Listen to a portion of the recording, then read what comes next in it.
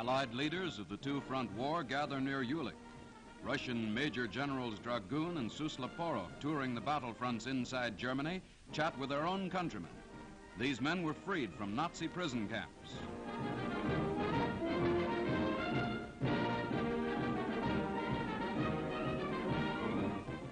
Now, visiting the same scene of victory, come three famous Britons. Premier Churchill, Field Marshals Montgomery and Brooke, with America's General Simpson, who directed the Allied battle here, walked through the Siegfried Line.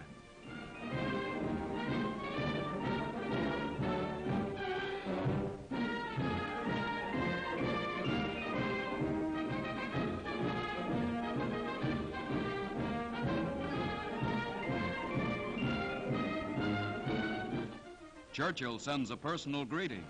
He writes Hitler on the next shell.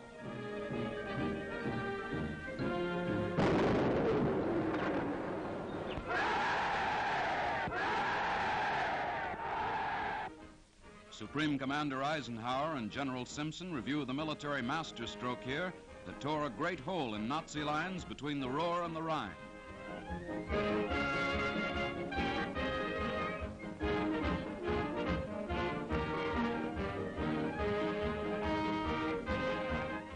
More and more, the ruins of the war the Nazis unleashed on the world boomerang back on Reich cities.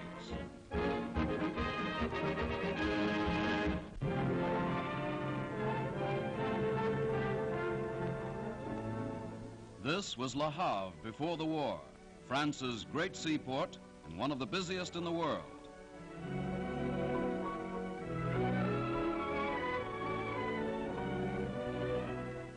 This is Le Havre in the wake of war.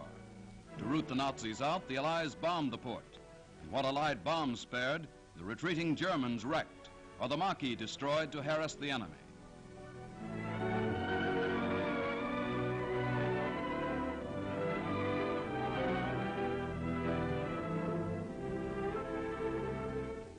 This is Le Havre as France turns to the heroic task of reconstruction with Allied aid.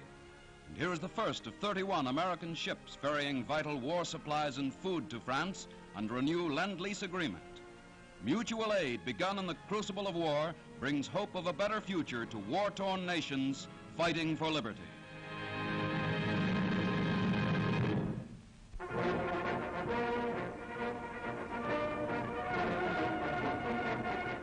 The Dutch town of Kerkrade honors the U.S. 30th Infantry, the famous Old Hickory Division, in ceremonies which rename the town square in honor of its liberators. Major General Leland S. Hobbs, commanding officer, receives a picture of the square.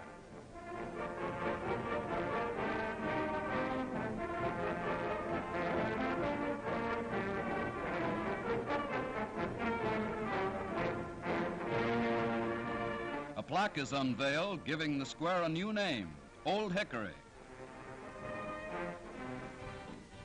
General Hobbs expresses the hope that similar ties would bind the two great nations for generations to come. Thanks to the Old Hickory Division, two flags wave in the free air.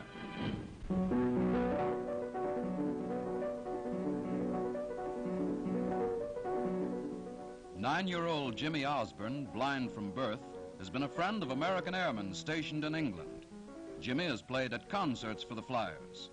Amazed at his ability, they have collected funds to send him to the United States.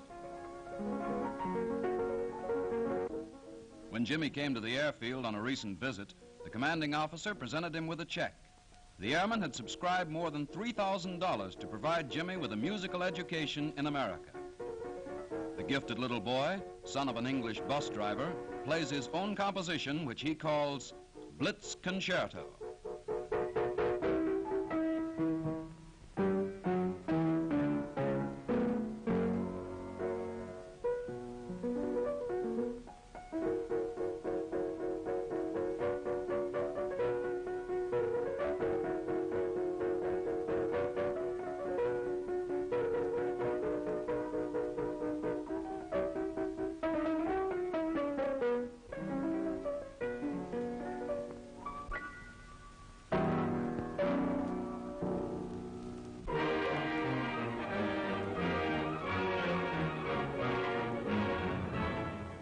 In the first week of March, the American 8th Air Force by day and the RAF by night hammered at the doomed city of Cologne, third largest in the Reich, gateway to the Ruhr, bridge at the mighty Rhine.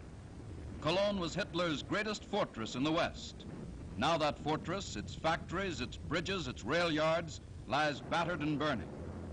In some of these scenes, not only the smashed Hohenzollern Bridge, but the spires of the cathedral are visible.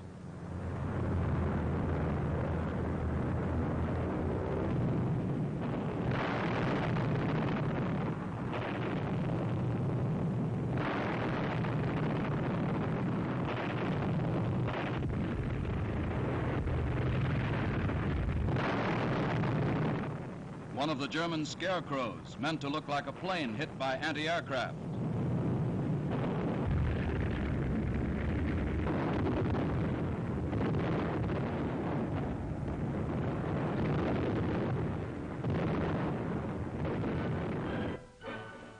As the first week in March drew to a close, 4 Allied armies were striking hard eastward from the Ruhr and the Maas. The American First Army.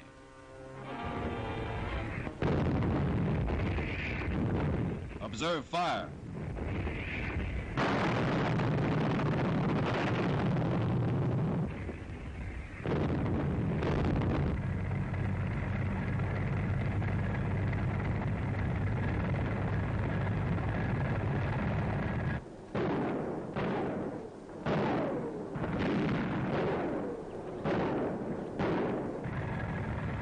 Breaking through the crust of German resistance, the Allies drove forward with a speed reminiscent of the dash through France and Belgium.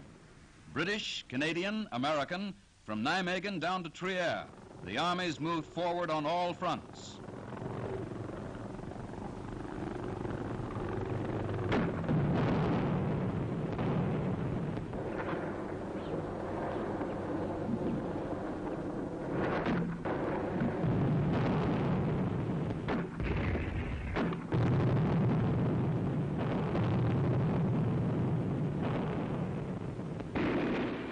On the 6th of March, American troops were moving forward in the streets of Cologne.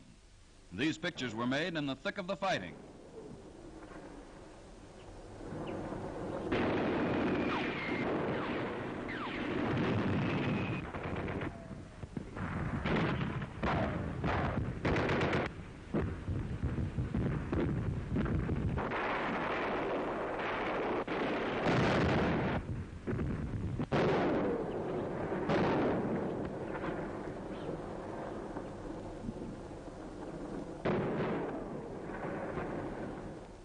German tanks made desperate efforts to escape.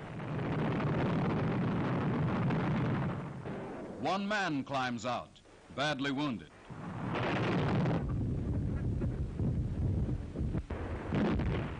The cameraman is nearly knocked off his feet by the blast, but he keeps his camera focused as best he can as the hectic fury of the street fighting sweeps around him.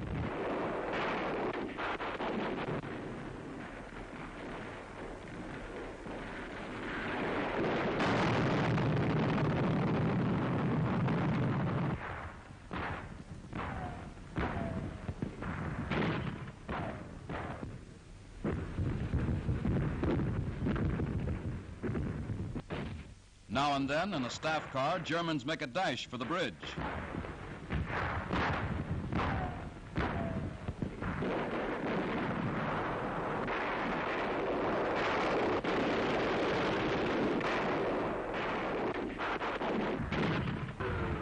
From across the river, a few hundred yards away, the Germans still fire back into the devastated city.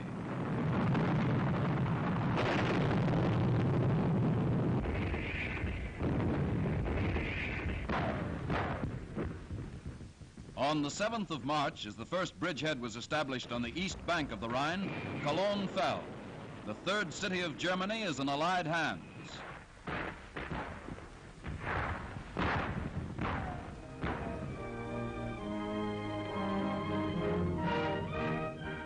The almost undamaged cathedral, a testimony to the accuracy of Allied bombing, stands guard now with Allied troops in a new watch on the Rhine.